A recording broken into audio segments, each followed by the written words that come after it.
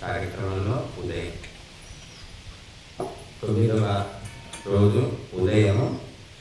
మొదటి పూట మనము సామవేద మంత్రాలతో ఆవుదిస్తాము. 90 మంత్రాలు. 1551వ మంత్రం నుంచి మొదలుకొని మనము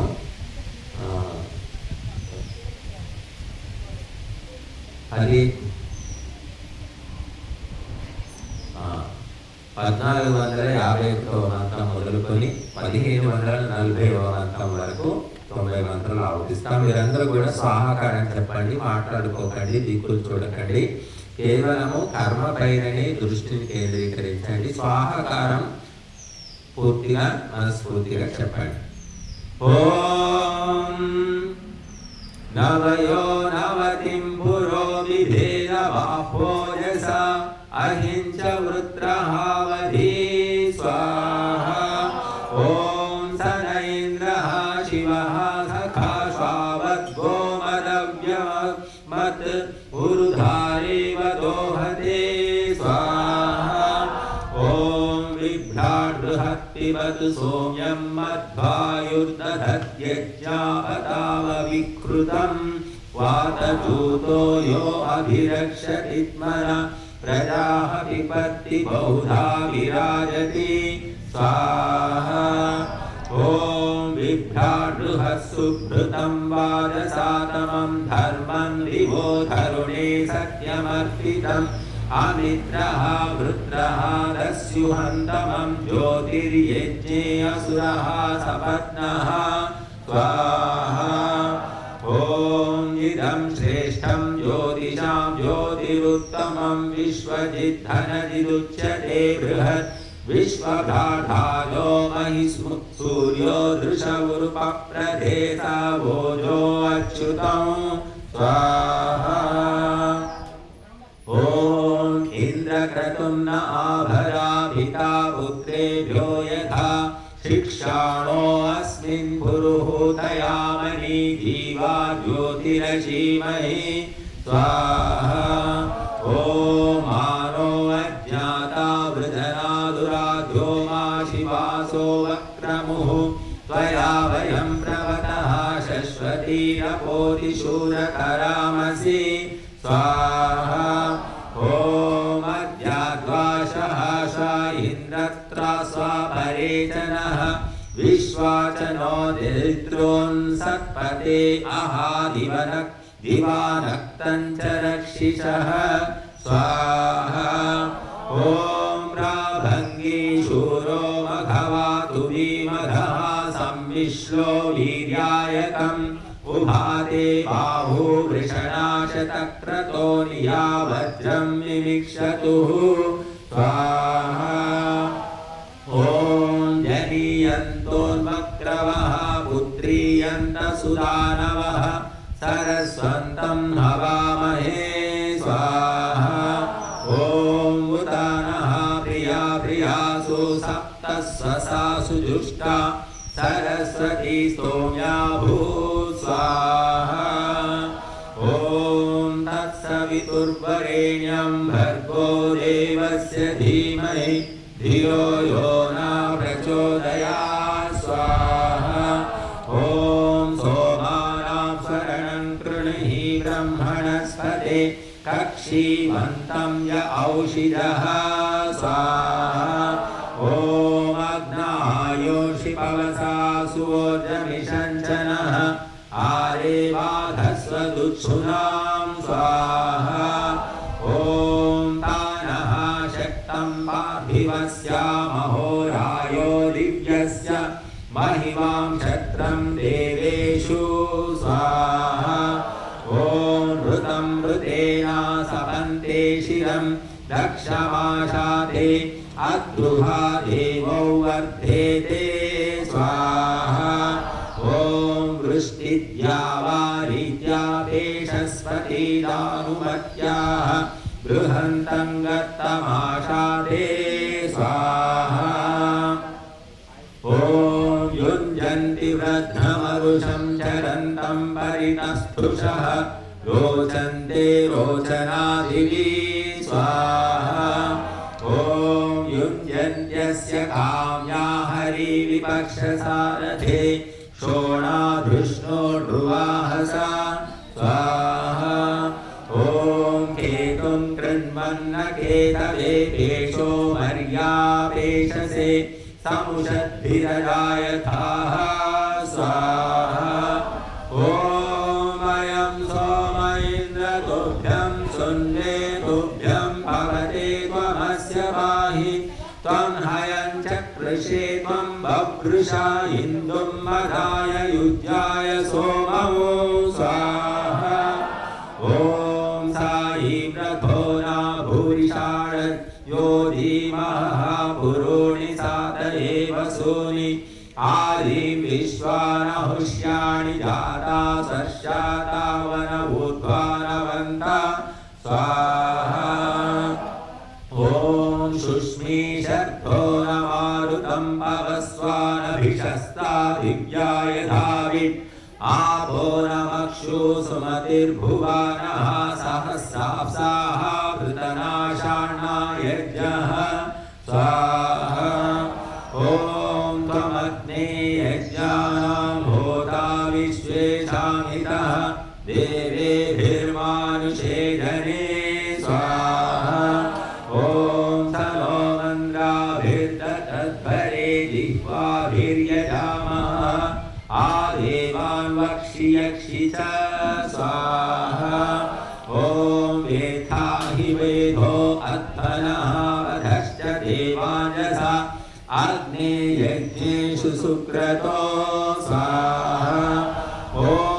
धोता देवो अमर्त्यः पुरस्तादेति मायया विदधानि प्रचोदयन् स्वाहा ॐ वाजेषु धीयते ध्वरेषु प्रणीयते विप्रो यज्ञस्य साधनः स्वाहा ॐ धिया चक्रे वरेण्यो भूतानां गर्भमादधे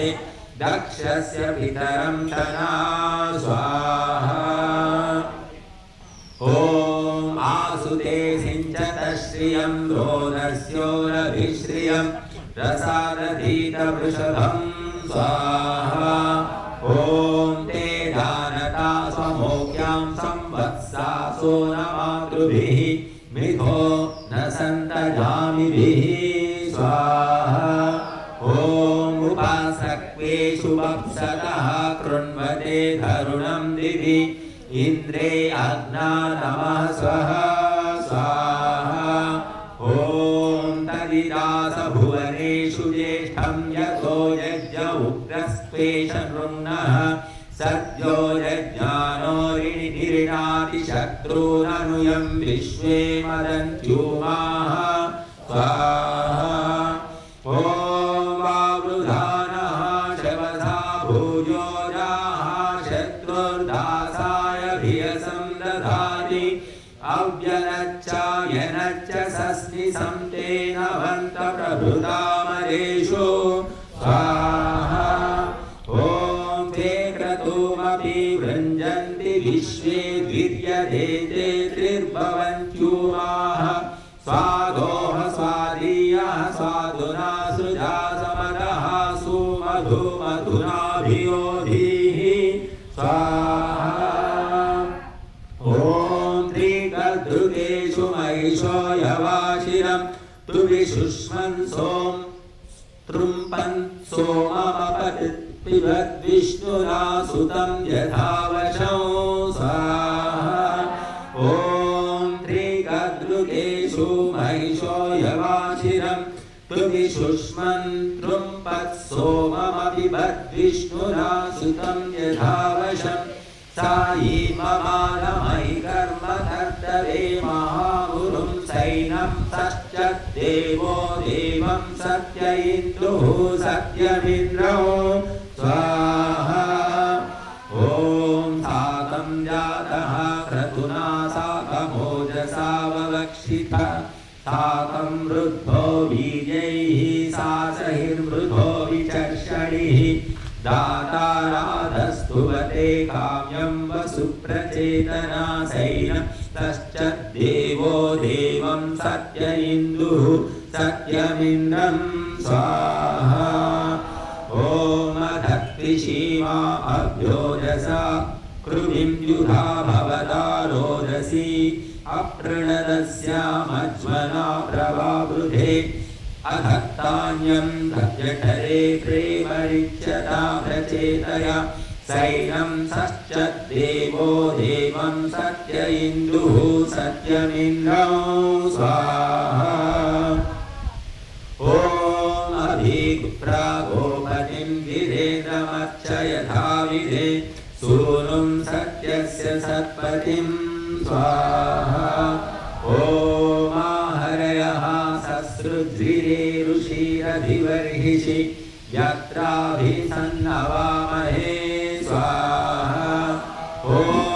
इन्द्राय गावाहिरम् आशिरं दुदुह्रे वज्रिणे मधु यस्यमुपह्वरे विद स्वाहा ॐ आनो विश्वासुहव्यमिन्द्रं समस्सुभूषत उपब्रह्माणि सवनानि वृत्रहन्पुरमद्य ऋषिशमा स्वाहा ॐ त्वं दाता प्रथमो राधसामस्य सत्य ईशानकृत् तु विद्युम्नस्य युज्या वृणीमहे पुत्रस्य शवसोमः स्वाहा ॐ रत्नं पीयूषं पूर्यं यदुक्त्यं महोगाः दिव आनिरधुष्यत इन्द्रमभिजायमानं समस्वरं स्वाहा ॐ आदिङ्गे चित्पश्यमाना साप्यं वसुरुचो दिव्याभ्यनोषत दिवो न वारं सविता व्यूर्णुते स्वाहा ॐ अधि यदिने भवमान रोदसी माच विश्वा भुवनाभिमज्मना यूथेनानिष्ठा वृषभो विराजसी स्वाहा ॐ इममुषु त्वमस्माकं धनिं गायत्रं नव्यांसम् अग्ने देवेषु प्रवोचः स्वाहा ॐ विभक्तासि चित्रभानो सिन्धोरुर्मा उपाका सद्यो राशुषे क्षरसि स्वाहा ॐ आनो भजा परमेष्वावाजेषु मध्यमेषु शिक्षावस्वो अन्तमस्य स्वाहा ॐ महनिद्धिविदुष्परि मेधामृतस्य जग्रह अहं सूर्य इवाजने स्वाहा ॐ अहं रत्नेन जन्मना गिरा शुम्भामि कण्ववत् येनेन्द्रः शुष्ममिदधे स्वाहा ॐ ये त्वामिन्द्राणा तुष्टुर्ऋषयो ये च तुष्टुः ममेवद्धस्व सुष्ठुतः स्वाहा ॐ अग्ने विश्वेभिरग्निभिर्जोषि ब्रह्म सहस्कृता ये देवत्राय आयुषो देभिर्नो मया गिरः स्वाहा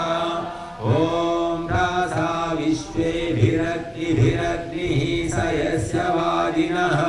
तनये तोके अस्मदा सम्यं वाजैः परिवृतः स्वाहा ॐ त्वन्नो अग्ने अग्निभिर्ब्रह्म यज्ञं च वर्धय त्वन्नो देवतातयेरायो दानाय चोदय स्वाहा ॐ ते सोम प्रथमा वृत्तबर्हिषो महे वाराय शवसे धियं दधुः सत्त्वन्नो वीरवीर्याय चोदय स्वाहा ॐ अभ्यधीः श्रवसा ततर्दिधोत्सम्ना कञ्चिच्च न पाणमक्षितं शर्याभिर्नभरमाणो गभस्त्योः स्वाहा ॐ अजीजनो अमृतामत्यायकमृतस्य धर्मन्नमृतस्य चारुणः सदा सरो वाजमच्छा सनिष्यद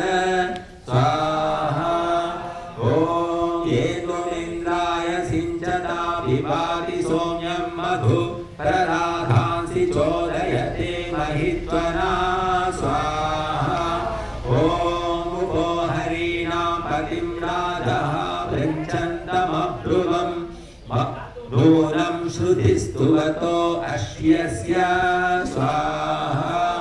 ॐ नह्याङ्गा पुराचना यज्ञे वीरतरस्त्वत्